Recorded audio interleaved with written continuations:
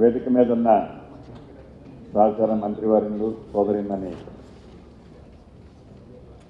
సురేఖకు, whip గారు, MLA గారు doctor Ramachandra Naik గారు, మిగతా నా సహచర ఎమ్మెల్యేలు, ప్రింట్ అండ్ ఎలక్ట్రానిక్ మీడియా మిత్రులు అందరికీ మనస్ఫూర్తిగా హృదయపూర్వక నమస్కారాలు. ఈరోజు ఉమ్మడి వరంగల్ జిల్లాలోని 12 అసెంబ్లీ నియోజకవర్గాలలో అభివృద్ధి సంక్షేమాల మీద అన్ని శాఖలకు సంబంధించి నియోజకవర్గాల వారీగా సంబంధిత అధికారులతో చాలా విపులంగా చర్చించుకోవడం జరిగింది. దీంట్లో ప్రధానంగా గత ప్రభుత్వంలో ఏవైతే ఆర్భాటంగా కొన్ని ప్రాజెక్టులు చేపట్టారో,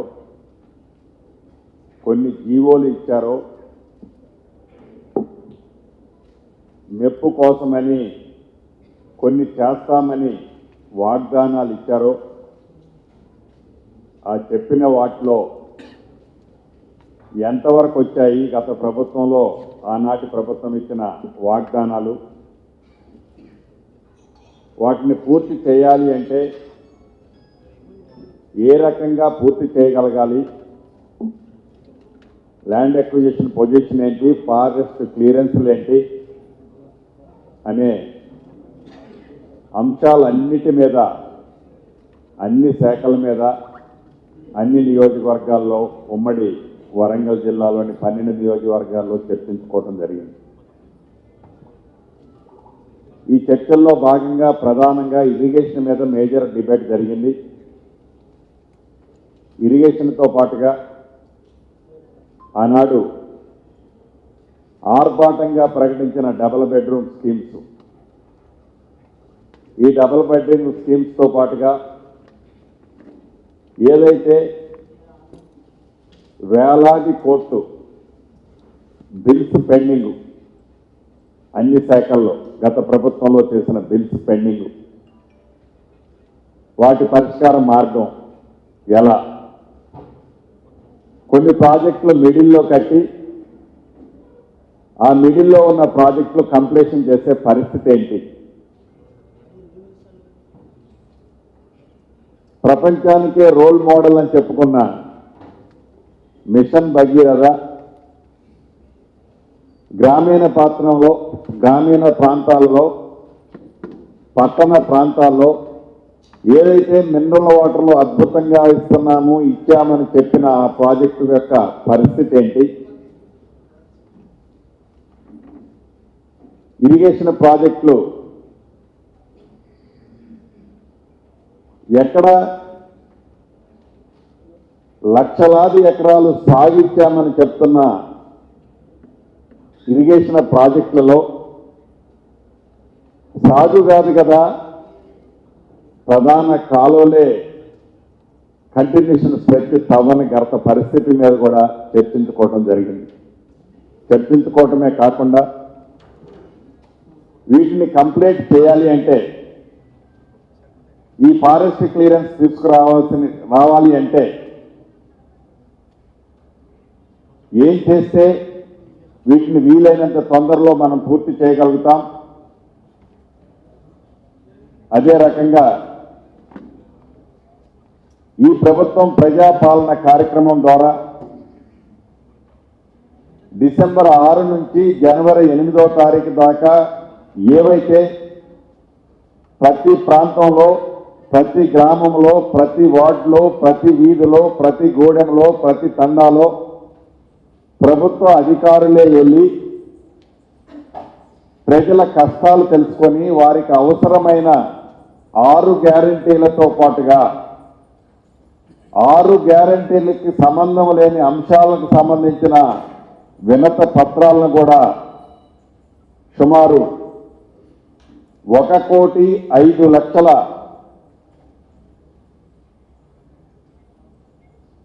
6 గ్యారంటీకి సంబంధించిన అప్లికేషన్లతో పాటు సుమారు 30,000 6 గ్యారంటీలకు సంబంధించిన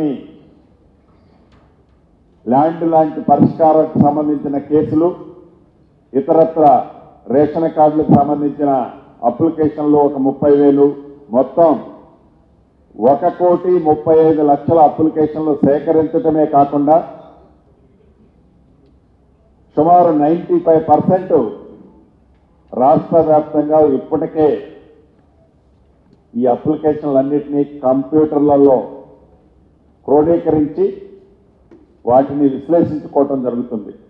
దాంట్లో ఉమ్మడి వరంగల్ జిల్లాలోని అన్ని కలెక్టరేట్లకు సంబంధించిన విషయాన్ని కూడా ఇందాక చర్చించుకోవటం జరిగింది. వీటితో పాటు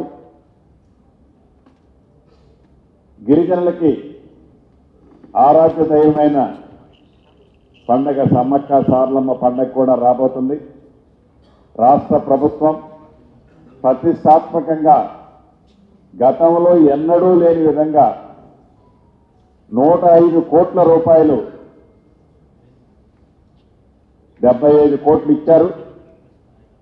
రేపో ఎల్లుండో ఇంకొక 30 కోట్లు ఇవ్వబోతున్నాం. 105 కోట్ల రూపాయలు గ్రాంట్ని శాంక్షన్ చేయటమే కాకుండా యుద్ధ ప్రాతిపదిక మీద ఈ నెలాఖరికి మా సహచర మంత్రివర్యులు ఇద్దరక్కలు దగ్గరుండి వాటిని పర్యవేక్షిస్తూ వాటిని కంప్లీషన్ చేసే అంశాన్ని కూడా చర్చించుకోవటం జరిగింది. ఈరోజు జరిగిన సమావేశంలో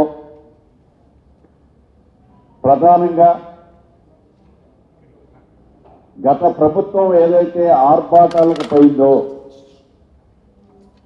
గత ప్రభుత్వం ఏదైతే వారి స్వలాభాల కోసం, వారి వ్యక్తిగత లబ్ధుల కోసం ఏవైతే కొన్ని ప్రాజెక్టులను చేపట్టిందో,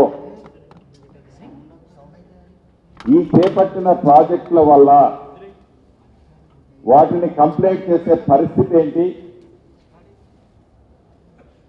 ఆర్భాటంగా చెప్పిన ఆ స్కీముల్ని ప్రయారిటీ వేసి మనం ఎలా చేసుకోవాలి అనే అంశాలని ఒక ఆలోచనకి ఈ జిల్లా ఇన్ఛార్జి మంత్రిగా నేను, నా సహచర మంత్రివర్యులు ఇద్దరు, మా ఆడబిడ్డలు, ఎమ్మెల్యేలు అందరూ, ప్రతిపక్ష ఎమ్మెల్యేలతో సహా అందరం చాలా వివరంగా మాట్లాడుకున్నాం. దీన్ని అర్జెంటుగా ఇప్పుడు కావాల్సిన కొద్ది రోజుల్లో బడ్జెట్ ప్రవేశపెట్టబోతున్నాం. ఈ బడ్జెట్ ప్రవేశపెట్టే దాంట్లో ఈ ఉమ్మడి జిల్లాకి రిక్వైర్మెంట్స్ ఏవైతే ఉన్నాయో, ఫేస్ మేనర్లో ఫస్ట్ ఫేజ్లో ఏదైతే ఉన్నాయో వీటితో పాటు ఎన్నికల్లో ఇందిరమ్మ రాజ్యంలో ఏవైతే 6 గ్యారంటీలు ఇందిరమ్మ రాజ్యంలో చేస్తామని చెప్పామో వాటిని చిత్తశుద్ధితో చేయటానికి ఏదైతే ప్రణాళికలు ఏర్పాటు చేసుకుంటున్నామో ఈ చేసుకునే దాంట్లో కూడా వాటిని ప్రొవిజన్స్ అన్నింటినీ కూడా చర్చించుకొని వాటిని ముందుకు పోయేది కూడా ఇన్ డీటెయిల్గా చర్చించుకున్నాం. వీటన్నిటిని బట్టి ఒక హైదరాబాద్లోనే కాదు, గత ప్రభుత్వంలో పెద్ద పెద్ద టౌన్లలో గత ప్రభుత్వంలో అధికారంలో ఉన్న ప్రజాప్రతినిధులు వారి తొత్తులు ఏవైతే 59 జీవో ద్వారా కానీ, ఏవైతే వందలాది ప్రభుత్వ స్థలాలు అదర్ దాన్ హైదరాబాద్ ప్రాంతంలో, వరంగల్ లాంటి ప్రాంతాల్లో కూడా దొడ్డిదారిన వాటిని ఆక్రమించుకోవాలని, ఆక్రమించుకున్న వాటిని రాష్ట్ర ప్రభుత్వానికి, సామాన్య ప్రజలకే చెందే విధంగా ఎలా నడుచుకోవాలన్నది కూడా ఇందాకటి సమావేశంలో అధికారులకు ఆదేశాలు ఇవ్వటం జరిగింది. వీటన్నిటినీ దృష్టిలో పెట్టుకొని ఒకటైతే నిజం, సాధించుకున్న తెలంగాణలో ఏనాడు ప్రజలే కాదు, అధికార పార్టీలో ఉండే నాయకులు, మంత్రులు సహా ఎవరూ నోరిప్పగలిగే వాళ్ళు కాదు ఆనాడు. ఈనాడు కాంగ్రెస్ ప్రభుత్వం ఇందిరమ్మ రాజ్యంలో ప్రతి జిల్లాకి ఒక ఇన్ఛార్జి మంత్రిని వేయటమే కాకుండా, ఇందాక మా సురేఖ చెప్పినట్లు ఏనాడు ఇటువంటి రివ్యూ మీటింగ్ గడిచిన 10 సంవత్సరాలలో ఏ జిల్లాలో జరగలే. ఇది ఇందిరమ్మ రాజ్యంలో స్వేచ్ఛగా అధికారులు, ప్రజాప్రతినిధులు ప్రజల కోసం ఎలా నడుచుకోవాలి, ప్రజల కోసం మనం ఏ రకంగా ముందుకు నడిస్తే ప్రజలకి మంచి జరుగుతుంది అనే ఆలోచనతో ఏదైతే ఈ రాష్ట్ర ప్రభుత్వం ఇందిరమ్మ రాజ్యంలో గతంలో లాగా కాంగ్రెస్ ప్రభుత్వం ఇందిరమ్మ రాజ్యం అధికారంలో గతంలో ఉన్నప్పుడు ఎలా ప్రతి జిల్లాకి ఒక ఇన్ఛార్జి మంత్రి ఉండేవారో అదే రకంగా ఇప్పుడు ఇన్ఛార్జి మంత్రులను వేయటమే కాకుండా ఆ ఇన్ఛార్జి మంత్రులు ఆ జిల్లాలోని ప్రజల కష్ట సుఖాలతో పాటుగా అధికారుల యొక్క పనితీరు, గత ప్రభుత్వంలో వైఫల్యాలు, గత ప్రభుత్వంలో కబ్జాలు, గత ప్రభుత్వంలో జరిగిన అవినీతి, వీటన్నిటినీ బయటికి తీయటమే కాకుండా జరిగిన సొమ్ముని తిరిగి ప్రజలకు చెందే విధంగా ఏ రకంగా నడుచుకుంటే ఆ సొమ్ము తిరిగి ప్రజలకు వస్తుందో దాన్ని ఒక్క వరంగల్ జిల్లాలో ఈరోజు మేము చర్చించినట్లే కాదు, అన్ని జిల్లాల్లో జరుగుతున్నాయి, మిగతా జిల్లాల్లో కూడా జరగబోతున్నాయి చర్చలు. ఇది ప్రజల ప్రభుత్వం, ఇందిరమ్మ ప్రభుత్వం, ఇది ఫ్రెండ్లీ ప్రభుత్వం.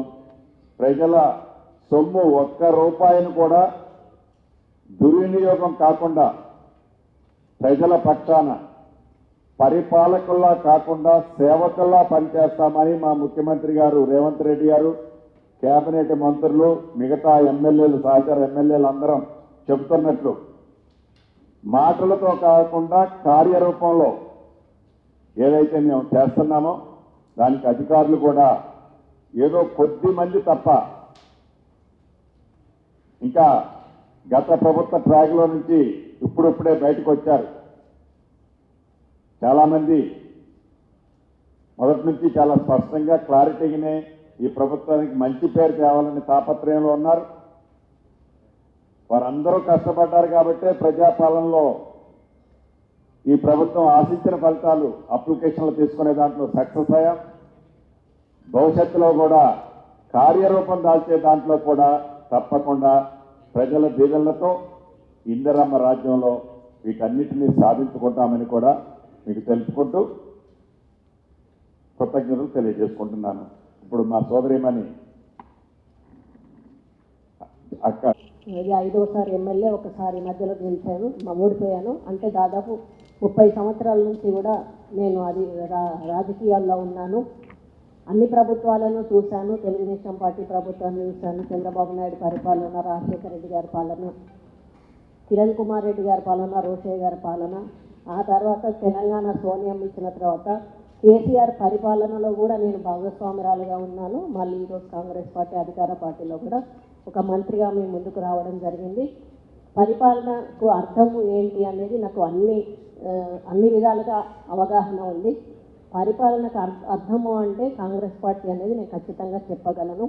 ఎందుకంటే ప్రజల సమస్యలు తెలుసుకొని ప్రజల సమస్యలను పరిష్కరించడమే దిశగా పనిచేసే పార్టీ ఏదైనా ఉన్నది అంటే అది కేవలం కాంగ్రెస్ పార్టీనే. ఈరోజు తెలంగాణ తెచ్చుకున్న తర్వాత సోనియా గాంధీ ఒక ఆశయంతో ఇచ్చిన తర్వాత తెలంగాణలో 10 సంవత్సరాలు పరిపాలించిన బీఆర్ఎస్ పార్టీ ఈరోజు తెలంగాణను పూర్తిగా భ్రష్టు పట్టించింది.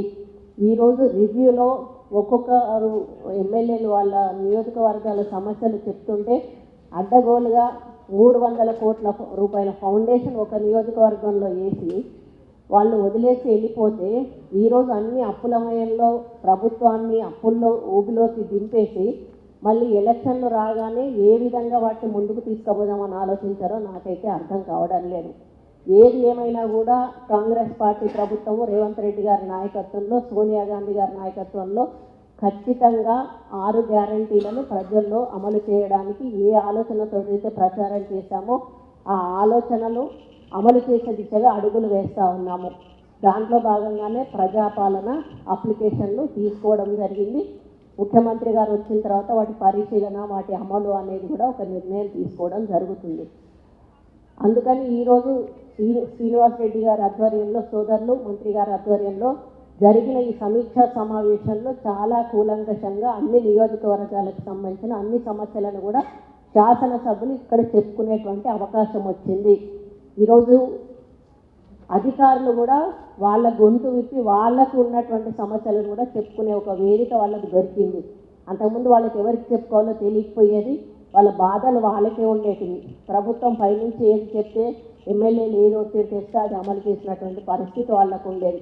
కానీ ఈరోజు ఇది చేయగలుగుతాము, ఇది చేయలేమని చెప్పేటువంటి వాక్స్వాతంత్రం వాళ్ళకి ఈరోజు వచ్చింది. అటువంటి ప్రభుత్వం ఈరోజు వచ్చింది అనేటువంటి విశ్వాసం అధికారుల్లో కూడా కలిగింది. మేము కూడా ఒకటే చెప్పాము, మేము అవుట్ ఆఫ్ ద డే ఏమీ కూడా మీ మీద ఫోర్స్ పెట్టాము. ఏదైతే ప్రజలకు చెందాల్సి ఉందో చెందే వరకు కూడా పనిచేయాల్సిన బాధ్యత మీ మీద ఉంది. దానికి మా పూర్తి సహకారం ఉంటుంది. మా శాసనసభ్యుల సమస్యలు ఏమున్నా కూడా చెప్పినప్పుడు వాటిని స్వీకరించండి, వాటిని పరిష్కరించండి. ఇంతకు తప్పితే మేము మీకు ప్రభుత్వం చేపట్టే కార్యక్రమాలు ఏవైతున్నాయో ప్రజల్లోకి తీసుకెళ్ళండి. ఈ అంశాలను వాళ్ళ నోటీస్కు తీసుకుపోవడం జరిగింది. ఎవరైతే పొరపాట్లు చేస్తే వాళ్ళని మాత్రం ఉపేక్షించేది లేదు అని కూడా ఒక సంకేతం ఇవ్వడం జరిగింది. మరి గత ప్రభుత్వంలో లాగా అవినీతితోటి లేకపోతే లంచాలతోటి పర్సంటేజ్లతోటి పనిచేస్తే మాత్రం ఈ ప్రభుత్వం ఉపేక్షించదనేటువంటి మాట కూడా చాలా సున్నితంగా మన ఇన్ఛార్జ్ మినిస్టర్ గారు చెప్పడం జరిగింది. కాబట్టి మేము అవినీతి రహిత పాలన అందించాలన్నది, పేదల ప్రభుత్వంగా ఉండాలనేదే మా యొక్క లక్ష్యము. ఈ 6 గ్యారెంటీలను అమలు చేసే వరకు కూడా మా ప్రభుత్వం ఖచ్చితంగా ముందుకెళ్తుంది. దాంట్లో అధికారుల సహకారం కూడా 100% ఉంటుంది. దాంతోపాటు మీ మీడియా సహకారం కూడా మాకు ఉండాలని కోరుకుంటూ, మీరు ఏవైనా ఎక్స్ప్రెస్ చేయొచ్చు, మాకేం తప్పు లేదు. కానీ కొన్ని జరగనివి కూడా కొన్ని మీడియా పత్రికలు ఏదో జరిగిపోయింది, మొన్న ఐలవోలు జాతర నాకు తెలిసి అంత నీట్లీగా క్లీన్లీగా ఎక్కడా కూడా జరగలేదు, ఎప్పుడు కూడా జరగలేదు. దాన్ని ఏదో ఒక పత్రిక ఏదో అరేంజ్మెంట్స్ లేవు, అవి లేవు, ఇవి లేవు అనే పద్ధతిలో ప్రచారం చేసే ప్రయత్నం చేస్తూ ఉన్నారు. దయచేసి మీరు విమర్శలు చెయ్యండి, కానీ దానికి ఒక నిజాలు ఉంటేనే చెయ్యండి. దాన్ని క్రియేట్ చేసి దయచేసి చెయ్యకండి. మంచిని మంచిగా చూపించండి, ప్రజల్లోకి మంచి సంకేతాన్ని తీసుకెళ్ళండి. మీరు మేము అధికారులు అందరం కలిస్తే తెలంగాణను బాగు చేసే దిశగా ముందుకు పోయే అవకాశం ఉంది. కాబట్టి మీ సహకారం కూడా మాకు ఉండాలని కోరుకుంటూ, సీనన్న నాయకత్వంలో వరంగల్ జిల్లాను ఆదర్శవంతంగా ముందుకు తీసుకెళ్తాం అనేటువంటి విశ్వాసంతో మేము సెలవు తీసుకుంటూ కృతజ్ఞతలు తెలుపుతాం. మంత్రి గారు చిన్న గారు ఈరోజు వరంగల్ ఉమ్మడి జిల్లా ప్రజాపాలన పర్యవేక్షణకు విచ్చేసిన పెద్దలు అన్న పొంగిరెడ్డి సీనన్న గారికి, అదేవిధంగా జిల్లా మంత్రివర్యులు సుధాకర్ గారికి, సీతక్క గారికి, అదేవిధంగా మాతోటి సహచార శాసనసభ్యులకు, పాత్రికేయ సోదరులకు, ఎలక్ట్రానిక్ ప్రింట్ మీడియా సోదరులకు అందరికీ పేరు పేరున నమస్కారం. ముఖ్యంగా తెలంగాణ రాష్ట్రంలో ముఖ్యమంత్రి వర్యులు పెద్దలు రేవంత్ రెడ్డి గారు ఇచ్చిన హామీలను, సోనియా గాంధీ గారితో స్వయంగా ప్రకటించబడ్డ హామీలను అమలు చేయడంలో ఈరోజు రాష్ట్ర ప్రభుత్వం, అదేవిధంగా సీనియర్ కేబినెట్ మంత్రులందరూ నిమగ్నమై ఉన్నారు. అదేవిధంగా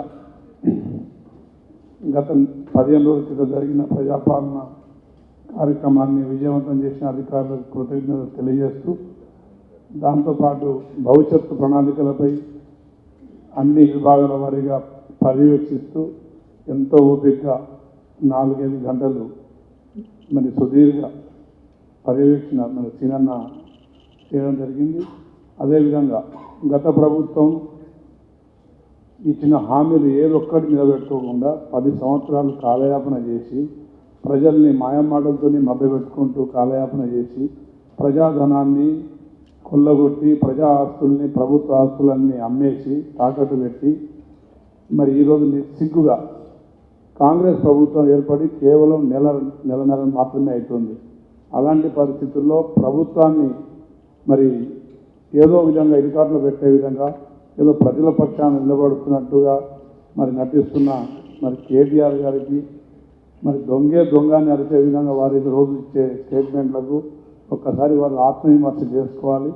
అదేవిధంగా మీడియా ముఖంగా నేను తెలియజేసేది ఏంటంటే ఇచ్చిన హామీలు నిలబెట్టుకోవడంలో కాంగ్రెస్ పార్టీ గతంలో వెనుకడుగు వేయలేదు, భవిష్యత్తులో కూడా వెనుకడు ఏదని చెప్పేసి సీనన్న అందరి సమక్షంలో చెప్పడం జరిగింది. అదేవిధంగా కేవలం మరి వాళ్ళు 10 సంవత్సరాలు తేలేని మరి పెట్టుబడులు ముఖ్యమంత్రి వారు మరి గత 5-6 రోజులుగా మరి ఎన్ని మరి పెట్టుబడులు ఈ రాష్ట్రానికి చేస్తున్నారు మీరందరూ ప్రజలు గమనిస్తూనే ఉన్నారు.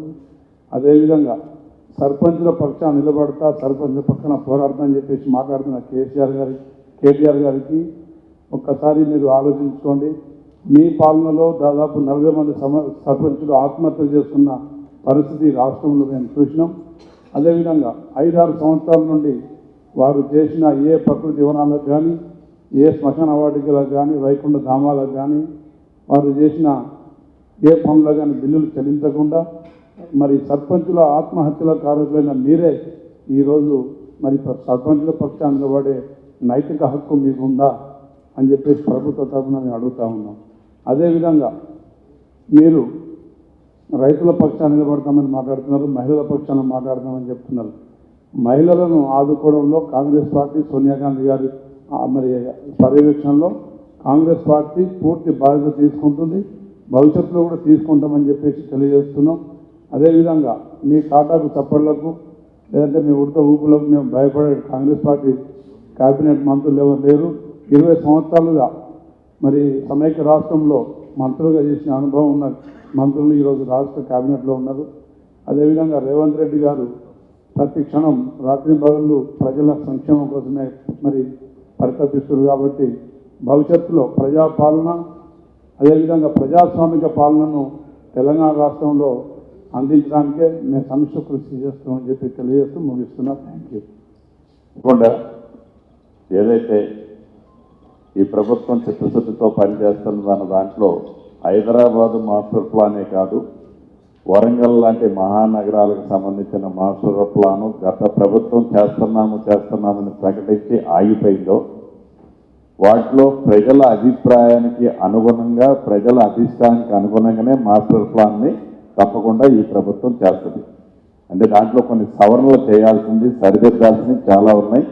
అది ప్రజా అభిప్రాయానికి అనుగుణమైనయే చేస్తుంది. చేసే దాంట్లో ఈ ప్రభుత్వం ఏమి వెనకడుగు వేయదు. కానీ ప్రభుత్వానికి ఇష్టమైన మాస్టర్ ప్లాన్ గత ప్రభుత్వం ఎలా చేయాలనుకుందో అట్లా చేయదు.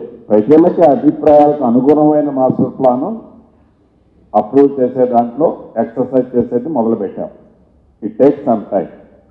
ఇక ఈరోజు కూడా నేను వచ్చేటప్పుడు ఢిల్లీ పబ్లిక్ స్కూల్ సెంటర్లో ఆ ఫ్లైఓవర్ దగ్గర కింద నుంచి అంటే ఇంత పేరు ప్రఖ్యాతులున్న వరంగల్కి రావాలి అంటే ఫ్లైఓవర్ ఎక్కితే ఒక 40 కిలోమీటర్లు పోయిన తర్వాత నేను వరంగల్ దాటిపోయాననే పరిస్థితి ఉంది. భవిష్యత్తులో అలా ఉండొద్దని మా స్థానిక శాసనసభ్యులు మా మంత్రివర్యులు అక్క సురేఖ అక్క లేదన్నా ఆ ఫ్లైఓవర్ మనం ఒక యువతలకు కూడా ఒక ప్లాంట్ మనం ఎక్స్టెన్షన్ చేస్తే డైరెక్ట్గా ఫ్లైఓవర్ ఎక్కిన వాళ్ళు మళ్ళీ దిగకుండా వరంగల్ టౌన్లోకి రావచ్చు అని ఆ ఢిల్లీ పబ్లిక్ స్కూల్ సర్కిల్లో పరిశీలించాం. ప్రణాళికలు కూడా తయారు చేయమని ఆదేశించాం. తప్పకుండా కూడా దాన్ని కూడా ముఖ్యమంత్రి గారితో ఒకసారి తెచ్చుకొని తప్పకుండా దాన్ని కూడా ఈ రాష్ట్ర ప్రభుత్వం చిత్తశుద్ధితో ఈ వరంగల్ మహానగరాన్ని మరింత సుందరంగా తీర్చిదిద్దే దాంట్లో ఈ రాష్ట్ర ప్రభుత్వం ఉన్నది అనేది వచ్చిన నెల రోజుల్లోనే మీకు చూపిస్తున్నాం. 2014లో కాళోజీ నారాయణరావు గారు ఆడిటోరియాన్ని శంకుస్థాపన చేశారు అప్పటి ముఖ్యమంత్రి గారు. ఎన్ని సంవత్సరాలు పట్టిందండి? సుమారు 10 సంవత్సరాలు పట్టింది. అదే నీ సొంత ఇల్లు, నీ సొంత ఇల్లులాగా నేను ఉండాలి అని కట్టుకున్న ప్రగతి భవన్ అని ఒక పేరు పెట్టావి. ఇలా ప్రజాభవనం అని ప్రజల కోసం వాడుతుంది ఈ ప్రభుత్వం. దాన్ని ఎన్ని రోజుల్లో కట్టావండి? నువ్వు కరెక్ట్గా 6 నెలల్లోనో 8 నెలల్లోనో దాన్ని కట్టావు. కాళోజీ నారాయణరావు గారి ఆడిటోరియం కడుతున్నానని 2014 శంకుస్థాపన చేసి 10 సంవత్సరాలైనా పూర్తి చేయలే. ఈ ప్రభుత్వానికి చిత్తశుద్ధి ఉంది. ఇక్కడ నుంచి అక్కడికి విజిట్కి సైట్ విజిట్కి వెళ్తున్నాం. దాన్ని ఎట్టి పరిస్థితుల్లో రాబోయే నిధులు ఎంత ఖర్చు అయినా రాబోయే 2-3 నెలల్లో ఆ కాళోజీ నారాయణరావు గారి ఆడిటోరియంని ఈ ప్రభుత్వం కంప్లీట్ చేయబోతుంది. అంతేకాదు ఆర్భాటంగా అనేక డబుల్ బెడ్రూమ్లు కట్టామని చెప్పావు. చెప్పి శంకుస్థాపనలు చేసి ఫోటోలు ఎంచుకొని ఆ ఫోటోలు ఏ పేదవాడికి ఇల్లు ఇచ్చింది లేదు. ఆ మొండి గోడలతో ఉన్న ప్రతి డబుల్ బెడ్రూముల్ని కంప్లీట్ చేయటమే కాకుండా ఇందిరమ్మ ఇల్లు ఇస్తానని మేము 6 గ్యారెంటీలో ఒకటి చెప్పాం, ఇవ్వబోతున్నాం. అది కూడా దేశంలో ఏ రాష్ట్ర ప్రభుత్వం కట్టనన్ని ఇళ్ళు ఆనాడు ఉమ్మడి ఆంధ్రప్రదేశ్లో దివంగత నేత రాజశేఖర రెడ్డి గారు ఎన్ని కట్టించారో దానికి తగ్గకుండా తెలంగాణ రాష్ట్రం ఏర్పడిన ఈ చిన్న రాష్ట్రం, కొత్త రాష్ట్రం 7 లక్షల కోట్లు అప్పులు ఇచ్చితో గత ప్రభుత్వం మాకు హ్యాండ్ ఓవర్ చేసిన ఈ రాష్ట్రంలో అద్భుతంగా ఇల్లు కూడా కట్టబోతున్నాం. చిత్తశుద్ధి ఉంటే, మనసుంటే ఆ కార్యక్రమాలు చేయడానికి ఈ ప్రభుత్వంతో మేము ఉన్నాం, చేసి చూపిస్తాం. ఇందాక మీరు చిన్న చిన్న అవుట్ సైడ్స్ అన్నారు, మంచి ఆలోచన. తప్పకుండా దీన్ని ఆలోచించి ఏదైతే పేదవాడు, ఇల్లు లేనివాడు, అటువంటి వాడికి ఈ ప్రభుత్వం వ్యతిరేకత కాదు. అటువంటి ఏదన్నా ఒకళ్ళిద్దరు ఎక్కడన్నా తప్పు చేసినా అది లీగల్గా చేశారా ఇల్లీగల్గా చేశారా అని కాదు, చేసి ఉన్న వాళ్ళని రెగ్యులైజేషన్ ఎలా చేయాలి అన్నది తప్పకుండా రెవెన్యూ మంత్రిగా నేను, ముఖ్యమంత్రి గారు, కేబినెట్ మంత్రులతో చర్చించి దాన్ని కూడా చేసే కార్యక్రమం చేపట్టాలి. అటువంటిది ఏదైతే ఇందాక రివ్యూలో చెప్పాను, మళ్ళీ కలెక్టర్లను వీడికి కూర్చోబెట్టాను. కలెక్టర్లని వీళ్ళని కూర్చోబెట్టి చెప్పింది 2 విషయాలు చాలా స్పష్టంగా చెప్పాను. ప్రభుత్వ భూమి ఒక్క గజం కూడా వదులుకోదు ఈ రాష్ట్ర ప్రభుత్వము. అది ప్రజల సొమ్ము, పేదవాడి సొమ్ము, వాడికే చెందాలి. ఎంత బడా బాబుల చేతుల్లో ఉన్నా ఆ భూమిని తిరిగి తీసుకోవాల్సిందే అనేది ఆదేశాలు ఇవ్వటం జరిగింది. ఇక గంజాయి లాంటి మత్తు మందులు, మారక ద్రవ్యాలు ఏవైతే విచ్చలవిడిగా దొరుకుతున్నాయో వాటి మీద పోలీసు, కలెక్టర్, రెవెన్యూ, పోలీసులు కూడా కూర్చోబెట్టి చెప్పాం. దాని మీద కూడా ఉక్కుపాదంతో ఈ రాష్ట్ర ప్రభుత్వం, గౌరవ ముఖ్యమంత్రి గారి ఆలోచన, కేబినెట్ ఆలోచన ఉందో దాన్ని కూడా ఇంప్లిమెంటేషన్ చేయబోతున్నాం. అరాచకం చేసేదాన్ని ఈ ప్రభుత్వం ఎంకరేజ్ చేయదు. ప్రజలకి మంచి చేసే దాంట్లో 4 కాదు 10 మెట్లు దిగి పేదవాడి దగ్గరికి ఈ ప్రభుత్వం పోవటానికి ఉన్నది.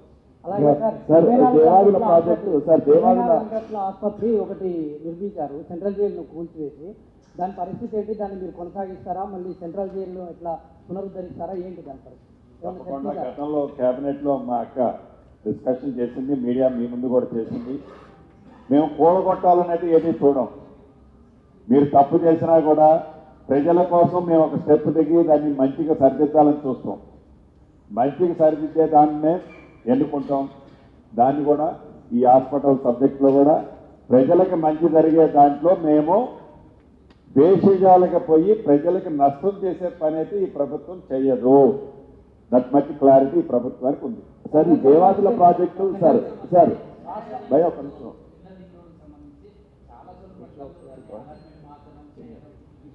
దాని రూపు లేదు, దాని నిర్మాణం లేదు, ఏది లేదు. ఇప్పుడు వరంగల్కి వచ్చిన వాళ్ళకి ఒకటే రూటు, హైదరాబాద్ నుంచి రావడానికి కానీ ఏదన్నా. ఏదైతే ఔటర్ రింగ్ రోడ్ ఉందో ఈ సబ్జెక్టులో ఇందాక డిస్కషన్లో వచ్చింది. దాన్ని కూడా సామాన్య ప్రజలకు ఇబ్బంది కలగకుండా, అదే రకంగా ప్రయాణం చేసేవారికి అసౌకర్యం కలగకుండా ఉండే విధంగా ఔటర్ రింగ్ రోడ్డు విషయంలో ఈ ప్రభుత్వం వెనకడుగు వేయదు. దాన్ని కూడా ప్రజలకు ఇబ్బందికరంగా లేకుండా ఉండే విధంగా గత ప్రభుత్వంలో వారి స్వార్థం కోసం అలైన్మెంట్లు ఏదైతే రంగులు వేసుకున్నారో వారి స్థలాలకు ఆనుకొని పోయే విధంగా రౌండ్గా గీసుకొని ఇదే మా రింగ్ రోడ్ అనుకొని వారు ఊహించుకున్నారో అదైతే ఉండదు. ప్రజలకు మంచి జరిగే రింగ్ రోడ్ అయితే ఉంటుంది. సార్, ఇప్పుడు గత ప్రభుత్వము రాష్ట్రాన్ని 33 జిల్లాల్లో విభజించి ఆగం చేసింది అనేది ఈ ప్రభుత్వం ఒక అంచనాకు వచ్చింది సార్. ఈ క్రమంలో రాష్ట్ర మొత్తంలో అత్యధికంగా 6 జిల్లాల్లో విభజించింది ఓర్గల్. అందులో వరంగల్ సిటీని 2 ముక్కలుగా విడగొట్టిన అనేది ఒక జవాబు ఇచ్చారు. ఈ విషయంలో ఏమన్నా మీకు ఇది నా వ్యక్తిగతమైన అభిప్రాయం కాదు, ఈ ప్రభుత్వం కాదు, ఇది చాలా సున్నితమైన విషయం. ఈ సున్నితమైన విషయంలో తొందరపడి నిర్ణయాలు ఈ ప్రభుత్వం ఏం తీసుకోదు. ప్రజల అభిప్రాయాలకు, ఇందాక నేను చెప్పిందే దీనికి కూడా సమాధానం, ప్రజల అభిప్రాయాలకు అనుగుణంగానే ఈ ప్రభుత్వం నడుచుకుంటుంది. ప్రజా అభిప్రాయానికి భిన్నంగా ఈ ప్రభుత్వం ఏ రోజు నడుచుకోదు అన్నాను, అలానే ఉంటుంది. సార్ ఇప్పుడు మా మంత్రి గారు సురేఖక్క బొయ్యూరులో నిలబడితే నా నియోజకవర్గం ఏది, అనంకొండ నియోజకవర్గం ఏది చెప్పలేని పరిస్థితి. అట్లా అధ్వాన్నంగా వాళ్లకు ఇష్టం వచ్చిన రీతిలో ఒక చారిత్రక నగరాన్ని విచ్ఛిన్నం చేసినటువంటి పరిస్థితి. అంతేకాదు సార్, ఎప్పుడు 50-60 ఏళ్ల క్రితం ఉన్నటువంటి రోడ్డు కాదు, ఒకటే రోడ్డు, అదే రోడ్డు. ఇక ఆ రోడ్డు తప్ప మాకు వేరే రోడ్డు లేదు. ఇంటర్నల్ రోడ్స్ నిర్లక్ష్యము, నిర్వీర్యం చేసినటువంటి పరిస్థితి. మీరు అక్కడ చూశారు, ఇక్కడ Delhi public school centre same Arapalli దగ్గర ములుక్కు పోవాలంటే కిందికెళ్ళి పోవాల్సిన పరిస్థితి. ఆ అలైన్మెంట్ అన్యాయంగా అక్కడ ఎన్ని యాక్సిడెంట్లు అయినాయో తెలియదు సార్. ఎవరి ఇష్టం ఉన్నట్టు వాళ్ళు, ఎవరి ఇంటి దగ్గర వాళ్ళు రోడ్డు తిప్పుకున్నారు సార్. ఇది పరిస్థితి. ఎవరి ఇంటి దగ్గర, ఎవరి ఆస్తుల దగ్గర వాళ్ళు రోడ్లు తిప్పుకున్నటువంటి పరిస్థితి. దీనికి కొద్దిగా సీరియస్గా చేయాలి. అదే కాదు సార్, ఎంజిఎం ఆసుపత్రిని ఇప్పుడు 23 అంతస్తులు, 22 అంతస్తులు కడుతున్నారు. ఉన్న ఎంజిఎం ఆసుపత్రికి సరైన ఫెసిలిటీస్ లేవు, సరైన రిక్రూట్మెంట్ లేవు. 69 మంది ప్రొఫెసర్లు, ఆ ప్రొఫెసర్లు ఉండే దగ్గర 10 మంది ప్రొఫెసర్లు కూడా లేరు, హెచ్ఓడీస్ లేరు. ముందుగా వాటికి చేసి ఆ తర్వాత 23 అంతస్తుల సంగతి చూడండి సార్. ముందుగా దాన్ని ఒక చేయాలనుకో సార్. మంత్రి గారు ఒక పొలిటికల్ క్వశ్చన్ ఇది చెప్తారా? అన్ని ఒకే రోజు జరిగేట్టున్నాయి. మీరు ఈరోజు కోమటిరెడ్డి అన్న ఉన్న హెల్త్ మినిస్టర్ వచ్చి కూడా విజిట్కి తీసుకొస్తాము. ఎంజిఎం ఉన్న కొత్త హాస్పిటల్ విజిట్ చేపించి దాని మీద ఒక నిర్ణయం తప్పకుండా. అదేదో స్వార్థం కోసం కట్టిన హాస్పిటల్ 100% మీకు తెలుసు. అది బరోడా బ్యాంకులో తాకట్టు ల్యాండ్ని పెట్టి తీసుకొని వచ్చారు. నెలకు 45 లక్షలు కడితేనే వాళ్ళు అమౌంట్ రిలీజ్ చేస్తూ ఉన్నారు. రేపు ఆ 1600 కోట్లతోటి ఆ హాస్పిటల్ కట్టినా కూడా దానికి ఎక్విప్మెంట్ ఎక్కడి నుంచి వస్తుంది, ఫ్యాకల్టీ ఎక్కడి నుంచి వస్తుంది, ఇవన్నీ కూడా మా మీద పడబోతా ఉన్నాయి. అంటే మేము కట్టినా కానీ మీరు ఏం చేయలేదు అని మమ్మల్ని బదనాం చేసే కార్యక్రమం చేస్తాను. దాని మీద మేము ఇక్కడ విజిట్ చేసినప్పుడు సీఎం గారి దగ్గర ఒక మీటింగ్ కండక్ట్ చేసి అది ఎట్లా ముందుకు తీసుకుపోవాలనేది తప్పకుండా ఆలోచిస్తాం.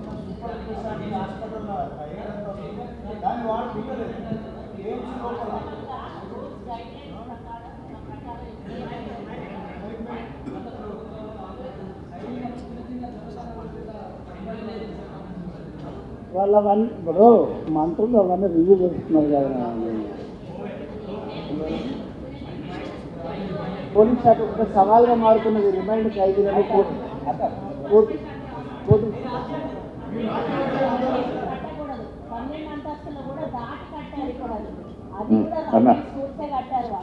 అది అంత దారుణం అన్నట్టు ఈరోజు జరిగిన విషయాలు అట్లున్నాయి. పేషెంట్ 22 అంతస్తులకు లిఫ్ట్లో ఎట్లా తీసుకెళ్తారు?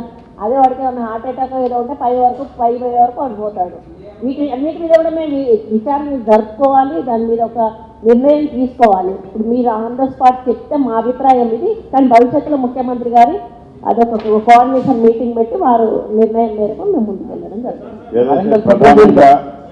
ఆర్భాటంగా చెప్పిన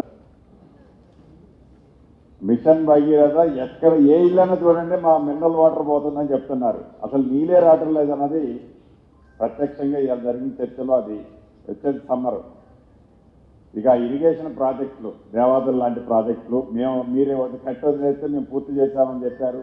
ఎస్ఆర్ఎస్పీ మీరు కట్టేసేస్తే మేము ఆ కట్టేసింది అన్నది స్టార్టింగ్లో ఆ రోజు ఏదైతే మెయిన్ కెనాల్ తవ్వి అది వదిలేశారో దానికంటే ఇంకో 2-3 కిలోమీటర్లు అటు ఇటు తవ్వారు. మళ్ళీ యాజ్ ఇట్ ఈజ్గా ఎక్కడ ఒక ఎకరానికి కూడా వీలేదు.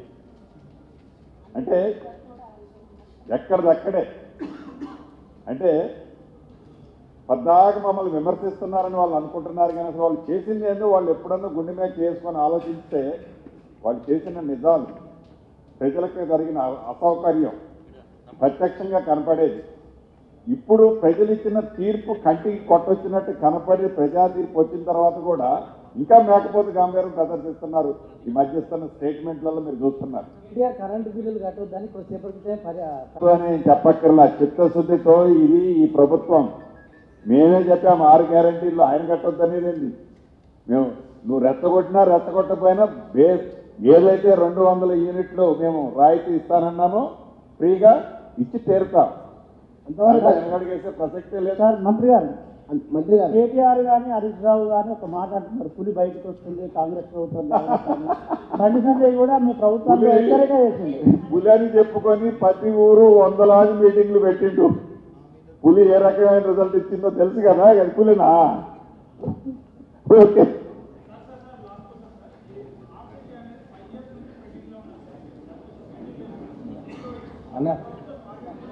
డెఫినెట్ గా రాష్ట్ర ప్రభుత్వానికి మ్యాచింగ్ గ్రాంట్ ఏదైతే చేయడానికి నేను మెంటల్ ప్రిపేర్ అయ్యా. కేంద్ర ప్రభుత్వం నుంచి రావాల్సింది మ్యాచ్ చేయాలా, అది ఏంటన్నది ఆ ప్రభుత్వాన్ని కూడా ఇప్పుడు లెక్క తీస్తాం.